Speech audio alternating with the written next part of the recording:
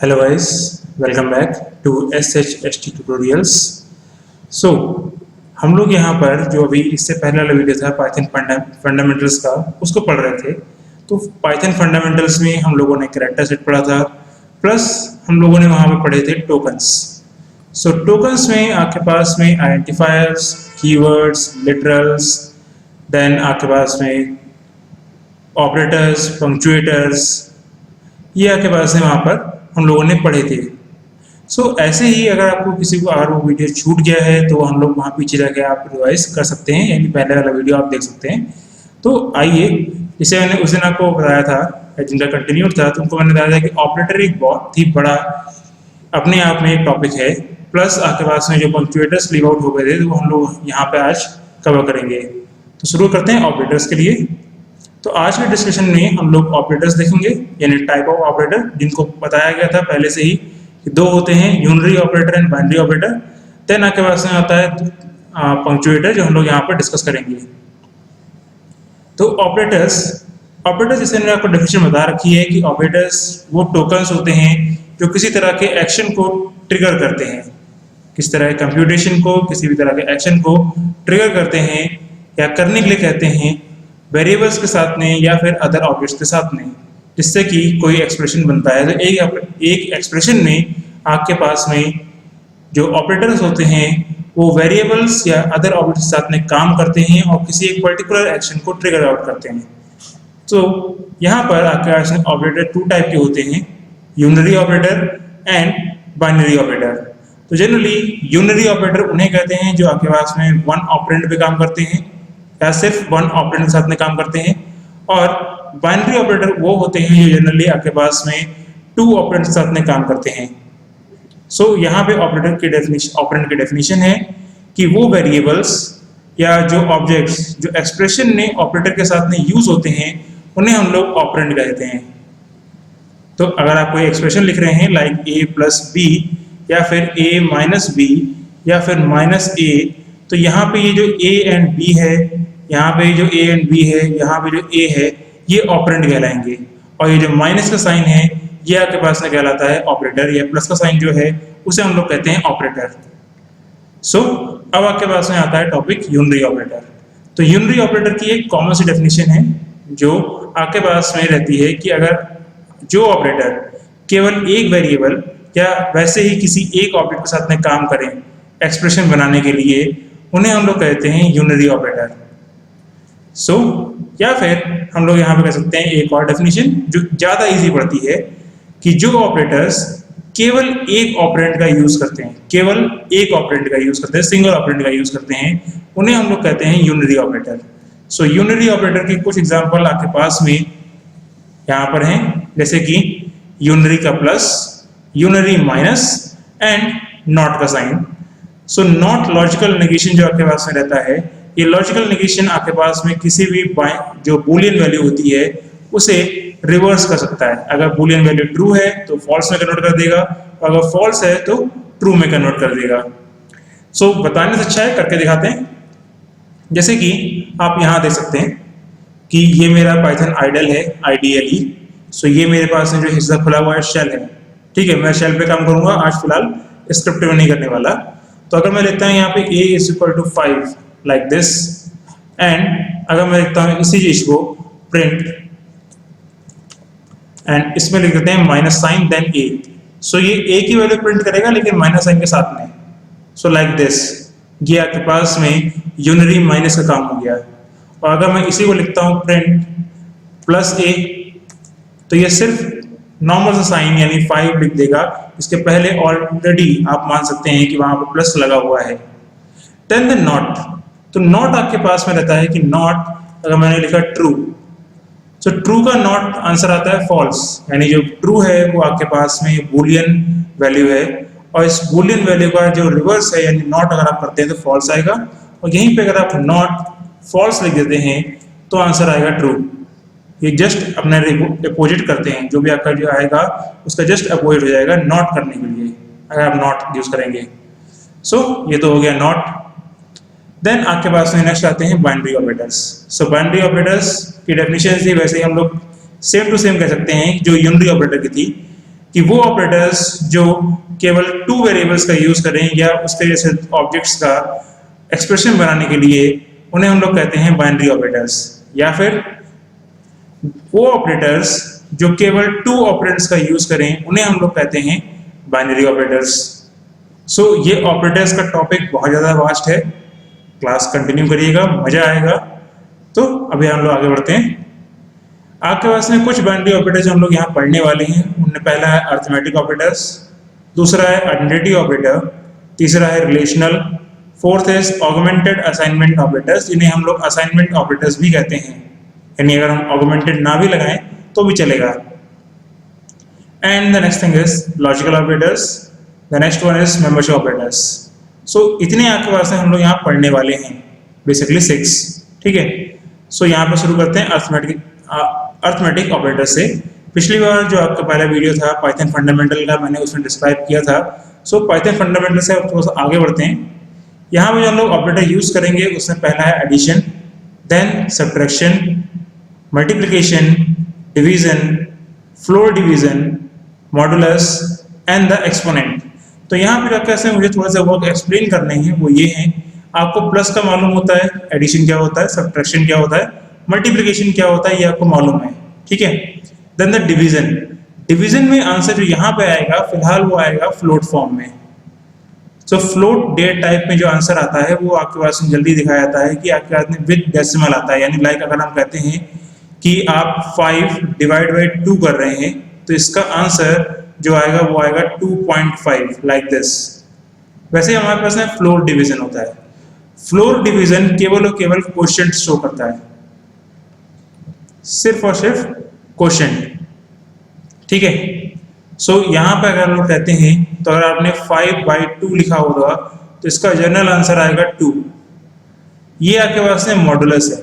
Modulus आपके पास में शो करता है रिमाइंडर को, कि सिर्फ आपके पास में जो आएगा वो यहाँ पे डिस्प्ले होगा रिमाइंडर। मतलब अगर आप 5/2 लिखेंगे या मॉडुलस 2 लिखेंगे, यहाँ पे फ्लोर डिवीजन का साइन होगा, थोड़ा सा कर लेते हैं। तो अगर मॉडुलस 2 लिखेंगे तो आंसर आएगा 1। एंड ये आता है आपका एक्सपोनेंटेशन, इसे हम लोग कहते हैं पावर रेज। कि आपके पास में जो पावर रेज होती है वो यहाँ पे आप कर सकते हैं। सो पावर रेज में 5 एक्सपोनेंट 2 इज इक्वल टू, यहाँ पे अगर हम लोग कहते हैं तो ये आ जाएगा आपके पास में 5 की पावर 2 यानी 25। तो आइए करके देखते हैं। सो यहाँ पे शुरू करते हैं। जैसे हमने कहा था प्लस का साइन के लिए, तो 5 जैसे कोई भी नंबर लेते हैं, 5 एंड देन प्लस एंड 2 या 3, तो आंसर आएगा 8। वैसे आपके पास में मैंने लिखा 5 माइनस 8, तो आंसर आएगा -3। देन आपके पास में लिखता हूँ मैं 5 इंटू 4, आंसर आएगा 20। लेकिन अगर हम वही वैल्यूज जो भी हमने ट्राई करी थी, लाइक 5 डिवाइड बाई 2, इसको लिखते हैं तो देखो 2.5 आया है, यानी ये डिवीजन का सिंबल है। देन आपके पास में जो 5 फ्लोर डिवीजन 2 अगर लिखते हैं तो आंसर आएगा केवल 2। एंड 5 आपके पास में मॉडुलस लिखते हैं 2 के लिए तो आंसर आएगा 1। And 5 raise to the power 2 लिखते हैं, यानी एक्सपोनेंट 2, 5 एक्सपोनेंट 2 लिखते हैं तो आंसर आएगा 25। जो हमने कहा था वो आपके पास में यहाँ पे टेस्ट हो जाएगा। अब आगे बढ़ते हैं, तो अरिथमेटिक ऑपरेटर्स के बाद में आते हैं आइडेंटिटी ऑपरेटर्स। आइडेंटिटी ऑपरेटर्स आपके पास में जनरली 2 होते हैं। पहला होता है इज एंड दूसरा होता है इज नॉट। सो जैसे मैंने आपको लास्ट टाइम बताया था पाइथन फंडामेंटल की वीडियोस में कि इज और इज नॉट जो आपके पास में काम करते हैं, ये दोनों आपके पास में फर्स्ट थिंग इनके जो आंसर आएंगे वो बूलियन वैल्यूज में होंगे। जो भी इसका आंसर आएगा वो बूलियन आपके पास में बूलियन आंसर होगा या बूलियन वैल्यू होगी। ठीक है, नेक्स्ट थिंग, इन ये दोनों जो काम करेंगे वो काम करते हैं एड्रेस के ऊपर। यानी आपके पास में जो वेरिएबल है उसका एड्रेस क्या है, मेमोरी में जो उसका एड्रेस दिया जाता है वो कैसे दिखाता है, तो वो देखने के लिए हम लोग यहाँ पे यूज करते हैं एक फंक्शन जिसे हम लोग कहते हैं टाइप। ठीक है, नो सॉरी टाइप नहीं, आईडी। हम लोग आईडी फंक्शन यूज करते हैं, इससे कि हम लोग यहाँ पे देख सकते हैं कि हमारे पास में एड्रेस क्या है। तो आइए दिखाते हैं कैसे काम करता है। अगर एड्रेस सेम हुआ और हमने इज ऑपरेटर का यूज किया है तो आंसर आएगा ट्रू, और अगर एड्रेस सेम नहीं है और अगर हमने इज ऑपरेटर का यूज किया है तो आंसर आएगा फॉल्स। लेकिन अगर इज नॉट का यूज किया है तो आंसर आएगा ट्रू। करके देखते हैं। सो यहाँ पे लिखते हैं a is equal to 4 and b is equal to 4। तो पहले मैं आपको इनके एड्रेस दिखा देता हूँ। तो id ऑफ a अगर मैं दिखाऊंगा तो ये इसका एड्रेस है, एंड id ऑफ b तो ये इसका एड्रेस है। तो जैसा आप देख रहे हैं कि इन दोनों के एड्रेस एग्जैक्टली सेम है, तो अगर मैं लिखता हूँ a इज b तो आंसर आएगा ट्रू। और अगर मैं इसी जगह पर लिखता हूँ a इज नॉट b तो आंसर आएगा फॉल्स, क्योंकि उन दोनों के एड्रेस सेम है। अब अगर हम c ले लेते हैं तो c की वैल्यू हमने लिखा 4.5 लाइक दिस, और अभी हम देख लेते हैं तो id ऑफ c आप देखिएगा कि एड्रेस सेम नहीं होगा a और b से। तो अगर हम a इज c लिखेंगे तो आंसर फॉल्स आता है, और a इज नॉट c लिखेंगे यानी मेरे कहने का मतलब है कि a और c के एड्रेस सेम नहीं है, दोनों के मेमोरी एड्रेस सेम नहीं है, तो ये आंसर आएगा ट्रू। ठीक है, तो ये हो गया आपके पास है आइडेंटिटी ऑपरेटर। जिनको कंफ्यूजन है वो पहले ये समझ लें कि आपके पास में वेरिएबल एक्चुअली में मेमोरी में एक कंटेनर की तरह होता है, और इस एक कंटेनर का अपना एक एड्रेस होता है। जो भी इस एड्रेस तक पहुंचता है वो आपके पास में, फिलहाल पाइथन के लिए अगर हम मान लेते हैं कि यहाँ पे वैल्यू मैंने 4 लिखी थी, तो ये a को यही एड्रेस असाइन कर देगा। अगर b की वैल्यू भी यही है तो b को भी यही एड्रेस असाइन कर देगा, इसलिए दोनों के एड्रेस सेम हो जाते हैं। वरना अगर हमने जैसे कि c लिखा था 4.5 और इसका जो एड्रेस एलोकेट हुआ था वो डिफरेंट था, क्योंकि इसकी वैल्यू डिफरेंट थी, तो यहाँ पे c का एड्रेस और a के एड्रेस सेम नहीं होंगे, यानी ये दोनों एड्रेस नॉट इक्वल टू हैं। अगर नॉट इक्वल टू हैं तो यहाँ पर मीनिंग यही आता है कि आपके पास में इस ऑपरेटर के यूज करने पर आपका आंसर फॉल्स आएगा, लेकिन अगर आपने इज नॉट यूज किया है तो आंसर आपके पास में ट्रू आएगा। Then the next thing is relational operators. Relational operators में हमारे पास नहीं जो कुछ रिलेशनल ऑपरेटर्स हैं उसमें से एक है ग्रेटर देन लेस देन, उसके बाद में ग्रेटर देन और equal to, then less than और equal to, then equal to, and then next thing is not equal to. So ये आपके पास में रिलेशनल ऑपरेटर्स हैं। जनरली आपके पास में वैल्यूज को कंपेयर करने में हेल्प करते हैं कि अगर आपके पास में वैल्यूज हैं नंबर फॉर्म में या फिर स्ट्रिंग फॉर्म में, तो आपके पास में ये उनको कंपेयर करने में हेल्प कर सकते हैं। नंबर्स एंड स्ट्रिंग में कैसे काम करेंगे वो आपको यहाँ पे करके दिखाते हैं। लाइक यहाँ पे आपके पास में मैं कुछ वैल्यूज ले रहा हूँ कि a is equal to 10, b is equal to 8 and c is equal to 8। तो a is greater than b तो आंसर ट्रू आएगा, क्योंकि इसके जो आपके पास जो भी आपके पास आंसर रहता है, ये ध्यान रखिएगा, इन सभी का आंसर जो आपके पास में आता है वो आता है बूलियन फॉर्म में, कि जो भी आपका रहेगा वो आपका रहेगा बूलियन फॉर्म में। तो आपका जो भी आंसर आएगा वो बूलियन आएगा। बूलियन के साथ साथ में आपका दो ही आंसर आते हैं, ये आपको ध्यान रखना होगा कि बूलियन के आंसर इसके अलावा कुछ और नहीं होंगे, आइदर ट्रू आइदर फॉल्स। ठीक है, तो करके देखते हैं इसके आगे की वैल्यूज। ये तो हो गया ग्रेटर देन के लिए। अगर हम इसे भी लिखते हैं कि a is greater than equal to c तो ये ट्रू आएगा। और इक्वल टू, ग्रेटर देन और इक्वल टू, तो a की वैल्यू 10 है और c की वैल्यू 8 है, दोनों इक्वल टू नहीं है, ठीक है, लेकिन ग्रेटर देन ऑलरेडी है। वैसे अगर हम कह सकते हैं कि b is less than equal to c, तो b की वैल्यू 8 है, c की वैल्यू 8 है, दोनों आपस में लेस देन तो नहीं है लेकिन इक्वल टू जरूर होंगे, तो यहाँ पे आ जाएगा।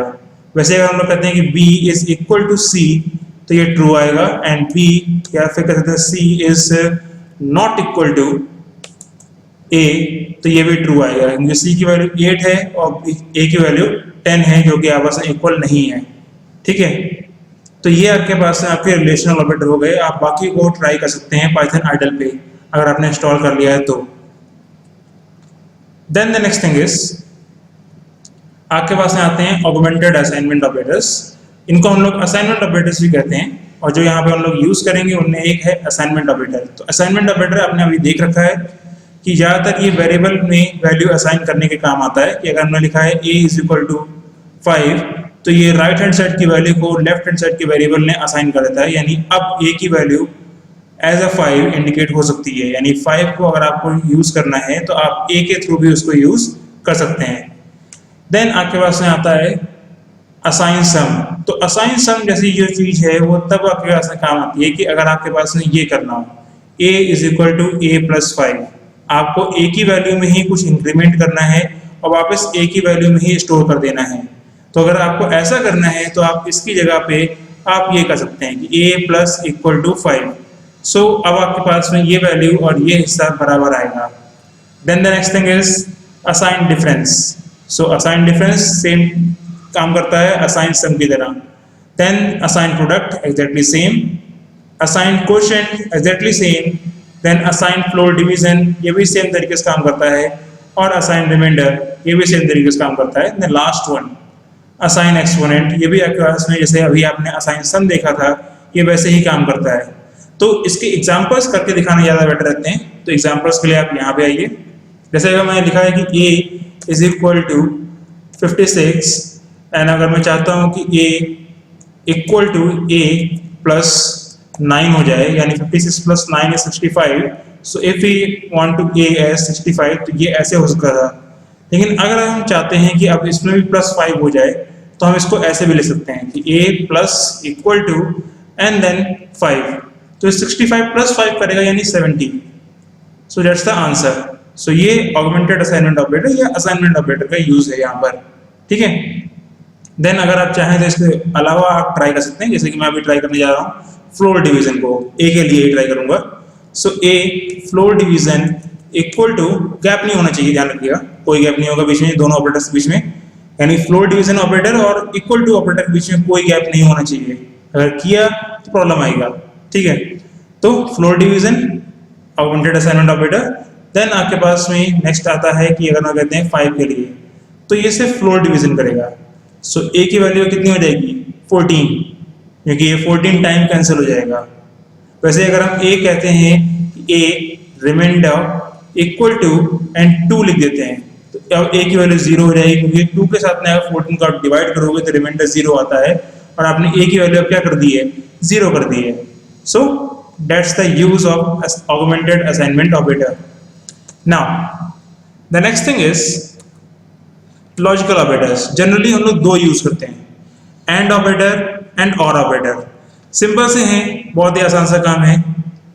एंड में अगर आप कहते हैं कि इसके आंसर्स और इसके आंसर दोनों के दोनों जो होंगे वो बूलियन वैल्यूज होंगे, कि आपके पास में जो भी आंसर आएगा वो बूलियन फॉर्म में आएगा। लेकिन बूलियन फॉर्म के अलावा ये आपके पास में जनरली आपके पास में ये अदर टाइप के भी हो सकते हैं, लाइक इंटीजर, स्ट्रिंग, फ्लोट, ये आपके पास में हो सकते हैं कि आपके पास में ये अलग अलग डेटा टाइप के हो सकते हैं। लेकिन कैसे हो सकते हैं वो पहले यहाँ पे समझ लीजिए। एंड या और जो रहते हैं उनके कुछ काम करने का तरीका होता है कि यहाँ पे अगर हम लोग कहते हैं कि ये आपके पास में जनरली जो बूलियन वैल्यूज जो आती हैं ये आती हैं रिलेशनल एक्सप्रेशन की वजह से, कि आपके पास में जो रहता है वो रहता है रिलेशनल एक्सप्रेशन, यानी रिलेशनल ऑपरेटर्स के थ्रू बना हुआ कोई एक्सप्रेशन। तो अगर हम कहते हैं like value like this is कि एंड के लिए अगर हम एंड की बात करने जा रहे हैं तो एंड में both the expressions should be true, कि both the expressions should be true, ये आपके पास में रहता है। कौन सा एक्सप्रेशन? Relational expression. अगर ये दोनों ट्रू हैं तभी आपके पास में आंसर ट्रू आएगा, कि आपके पास में जो आंसर है वो ट्रू आएगा। अगर इनमें से एक भी फॉल्स हुआ तो आंसर फॉल्स आएगा। और वहीं अगर हम बात करते हैं और के लिए तो और में either of the expression should be true, कि आपके पास में आइदर ऑफ द एक्सप्रेशन क्या होनी चाहिए? ट्रू होनी चाहिए। कोई भी दो में से, अगर आप 2 एक्सप्रेशन ले रहे हो, 3 एक्सप्रेशन ले रहे हो, 4 ले रहे हो, कितने भी ले सकते हो, लेकिन डिपेंड करता है अगर आपने और का यूज किया है तो आपके पास में कोई एक एक्सप्रेशन ट्रू होना चाहिए, then the answer is true. और अगर सारे के सारे फॉल्स हो गए तो आपके पास में सिर्फ आंसर फॉल्स आएगा और के लिए। और अगर वहीं पे हम लोग इंट, स्ट्रिंग या फ्लोट यूज कर रहे हैं तो इनमें ये वैल्यूज नहीं होनी चाहिए। कौन कौन सी? जीरो नहीं होना चाहिए इंट के लिए, स्ट्रिंग के लिए ब्लैंक स्ट्रिंग नहीं होनी चाहिए, और फ्लोट के लिए 0.0 नहीं होना चाहिए। अभी हम लोग कुछ के ऑपरेटर्स और पढ़ेंगे अभी आगे। सो अभी ऑपरेटर्स को मैं डिस्क्राइब अच्छे से करूंगा फिलहाल आगे वाले वीडियोस में, कि अगर हम लोग यहाँ पे यूज करेंगे लिस्ट, और अगर हम लोग यहाँ पे यूज कर रहे हैं डिक्शनरी, ये अभी हम लोग कवर करना बाकी है। तो फिलहाल ब्लैंक लिस्ट इंडिकेट होती है ब्लैंक स्क्वायर ब्रैकेट से जो ओपन एंड क्लोज होते हैं, और ब्लैंक डिक्शनरी इंडिकेट होती है ब्लैंक कर्ली ब्रेसेस से जो कि ओपन एंड क्लोज होते हैं। तो अगर ये आपके पास में रहती हैं तो ये फिलहाल के लिए फॉल्स वैल्यूज मानी जाती हैं, इन सभी को हम लोग फॉल्स मानते हैं। इनके अलावा कुछ भी देखा गया वो ट्रू होगा। तो एंड के लिए अगर हम बात कर रहे हैं इसमें इंट, स्ट्रिंग, फ्लोट, लिस्ट और डिक्शनरी में, तो एंड में अगर आपके पास में फर्स्ट वैल्यू है सेकंड वैल्यू कॉन्सेप्ट रखा जाए, तो अगर फर्स्ट वैल्यू ट्रू है तो वो सेकंड वैल्यू को एज अ आंसर दे देगा, यानी आपके पास जो आंसर आएगा वो सेकंड वैल्यू होगी। अगर आपके पास में फर्स्ट वैल्यू फॉल्स है एंड के लिए, तो वो फर्स्ट वैल्यू को एज अ आंसर दे देगा। ठीक है, ये आपके पास नॉर्मल चीज है। और अगर आपके पास में दोनों वैल्यू ट्रू हैं, दोनों वैल्यू ट्रू हैं, तब भी आपके पास में आंसर जो होगा वो सेकंड वाली वैल्यू होगी। वहीं पे अगर हम और की बात करते हैं, तो और के लिए अगर आपके पास में फर्स्ट और सेकंड दो वैल्यूज हैं, तो यहाँ पर अगर हम लोग कहते हैं तो और में अगर आपके पास में फर्स्ट वैल्यू ट्रू है तो आंसर भी आपके पास में फर्स्ट वैल्यू होगी। अगर आपके पास में फर्स्ट वैल्यू फॉल्स है तो आंसर आपके पास में सेकंड वैल्यू होगी। एंड अगर दोनों वैल्यू ट्रू है तो आंसर आपके पास में फर्स्ट वैल्यू होगी। अगर दोनों वैल्यू ट्रू हो गई हैं तो आंसर आपके पास में फर्स्ट वैल्यू होगा। सो ये आपके पास में लॉजिकल ऑपरेटर है, थोड़ा टिपिकल है, लेकिन जितना ज़्यादा यूज करेंगे उतना ज़्यादा इसमें मजा आएगा। करके दिखाते हैं। लाइक फिलहाल अगर मैं कहता हूँ कि यहाँ मैंने ए की लिए वैल्यू ले लेते हैं फिर से 9, एंड बी की वैल्यू ले लेते हैं यहाँ पर 90। सो अगर मैं लिखता हूँ कि यहाँ पे a is greater than equal to 10 and, अब यहाँ लिखना है एंड, ठीक है, तो एंड लिखेंगे। b is less than 100। सो यहाँ पे आपके पास में अगर आप देखोगे तो ये हिस्सा फॉल्स है पहले से ही, a इज ग्रेटर देन 10 नहीं है, ना ही इक्वल टू 10 है, लेकिन ये हिस्सा ट्रू है। तो अगर आपके पास में ये वाला हिस्सा ट्रू है, लास्ट वाला हिस्सा ट्रू है, बीच पहला वाला हिस्सा फॉल्स है, तो आंसर आपके पास में फॉल्स आएगा, दैट्स इट।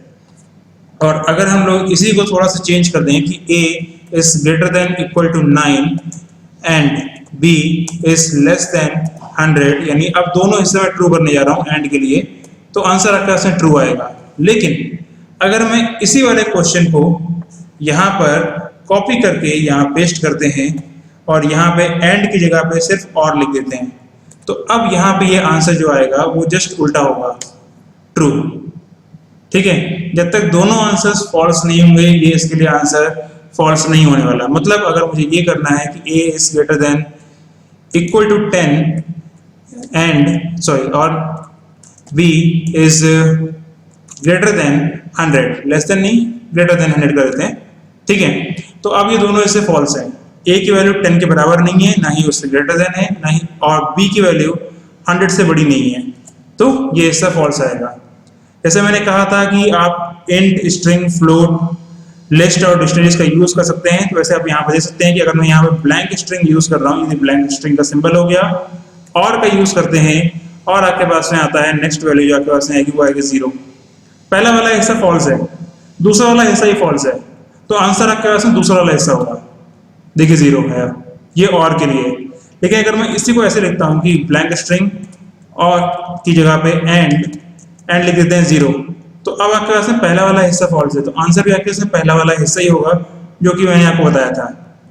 एंड के केस में अगर मैं पहले वाले हिस्से में कोई वैल्यू लिख देता हूँ, जैसे मान लेते हैं 8 एंड, और उसके बाद में लिखते हैं दूसरा वाला हिस्सा जो कि ट्रू होगा, जैसे मान लेते हैं 9, तो आंसर अब दूसरा वाला हिस्सा होगा। ठीक है, यहाँ पे देखिए। वैसे या कैसे अगर और लिखते हैं तो लिख देते हैं पहला वाला हिस्सा 8 है, और अब यहाँ पे एंड की जगह पे और यूज करते हैं, और दूसरा वाला हिस्सा भी ट्रू है, तो आंसर आपके पास पहला वाला हिस्सा होगा यानी 8, दैट्स द आंसर। सो ये आपके पास में फिलहाल के लिए लॉजिकल ऑपरेटर्स हो गए। देन आपके पास में आते हैं मेंबरशिप ऑपरेटर्स। मेंबरशिप ऑपरेटर्स आपके पास केवल 2 हैं, in and not in.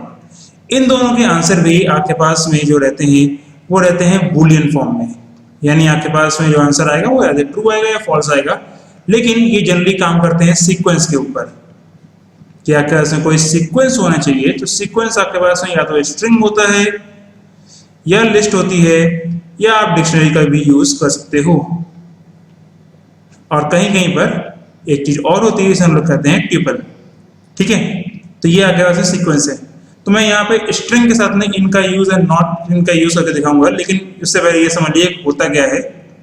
Suppose अगर मैंने लिख दिया ABCDEF, ये एक स्ट्रिंग है और मैंने इसको ये स्ट्रिंग मैंने स्टोर कर दी ST के अंदर, ये एक वेरिएबल है ST नाम से, और मैंने एक क्वेश्चन थ्रो किया A in ST।